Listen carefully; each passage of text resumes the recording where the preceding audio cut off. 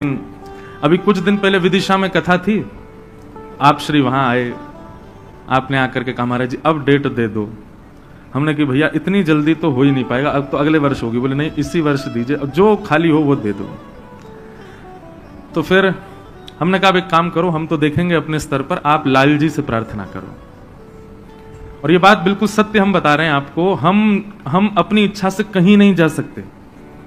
अगर हमसे कोई कहे कि महाराज जी आप आ जाओ और केवल अकेले हमको बुलाने की भावना कोई रख करके कथा करा ले, तो कुछ ना कुछ विघ्न, या कुछ ऐसा नहीं है विघ्न आए, लेकिन उसका क्या है। देखो एक बात बताएं, जब भी हम कोई ऐसा वैदिक क्रम करते हैं ना, तो देवताओं में भी कई देवता ऐसे हैं, उन लोग वो चाहते नहीं कि आप धर्म करो। क्यों?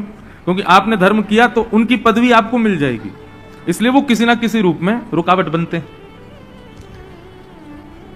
इसलिए ठाकुर जी से प्रार्थना करते हैं कि हे ठाकुर जी आप पधारो, हे लाल जी आप पधारो।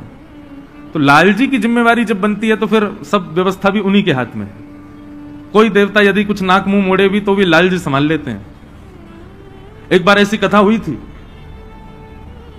कुछ लोग थे हमारे पास आए, बोले महाराज जी कथा करानी है। हमने कि ठीक है करेंगे। साल भर बाद का समय दिया उनको, बहुत ध्यान से सुनना।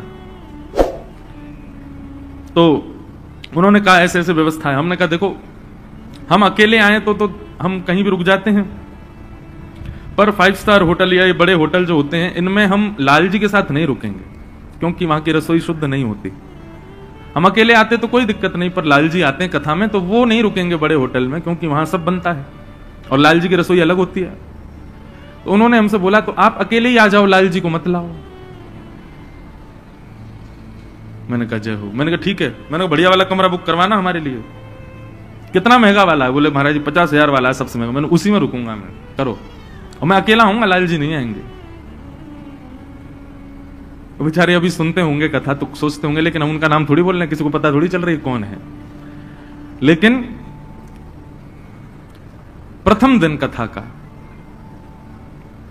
लाल जी नहीं थे और ऐसी मूसलाधार बारिश, ऐसी मूसलाधार। अभी भागवत जी की यात्रा आ रही थी बाहर से, और जैसे ये पंडाल है बस पंडाल के बाहर यात्रा पहुंची है और यही डोम पंडाल बीच में से टूट करके नीचे धराशायी, खत्म।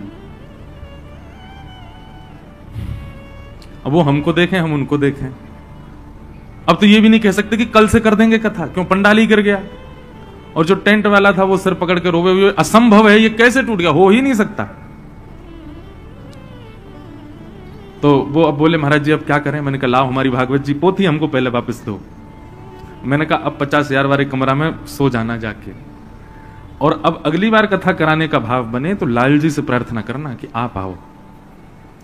बेचारे वो आए, उनको समझाया। मैंने कहा ये कोई पाषाण नहीं है, ये कोई साधारण ऐसे ही कोई धातु नहीं है, साक्षात ठाकुर जी हैं। आपके घर में विराजमान साक्षात ठाकुर जी हैं, ये लाल जी साक्षात ठाकुर जी हैं। मैंने कहा ये इनकी उपस्थिति इसलिए थोड़ी होती है, ये अपने आप को पुजवाने थोड़ी आ रहे हैं, ये हमारी रक्षा के लिए संग रहते हैं कि भाई या की भक्ति में या की कथा में कोई विघ्न नहीं आवे, या हमारे में आके संग रहूंगा। और मैंने कहा आपने उन्हीं को ही कह दिया कि आप अकेले आ जाओ, उनको मत लाओ। महाभारत युद्ध में अर्जुन के साथ कृष्ण नहीं होते, क्या पांडव उस विशाल सेना को पार कर पाते कौरवों की? केवल श्री कृष्ण साथ थे, इसलिए पांडवों ने उस विशाल कौरवों की सेना को ऐसे पार कर लिया जैसे कोई गाय के खुर का गड्ढा। तो हमने इनसे प्रार्थना की। मैंने कहा आप लाल जी से प्रार्थना करो कि आप पधारो। और लाल जी से इन्होंने प्रार्थना की। इस तिथि में कहीं और कथा थी, वो कथा थोड़ी आगे पीछे हो गई, अपने आप ही कुछ क्रम बन गया। ये तिथि खाली हुई और मंडदीप हम आ गए, और हम आ गए नहीं, लाल जी आ गए। श्री गिरधर लाल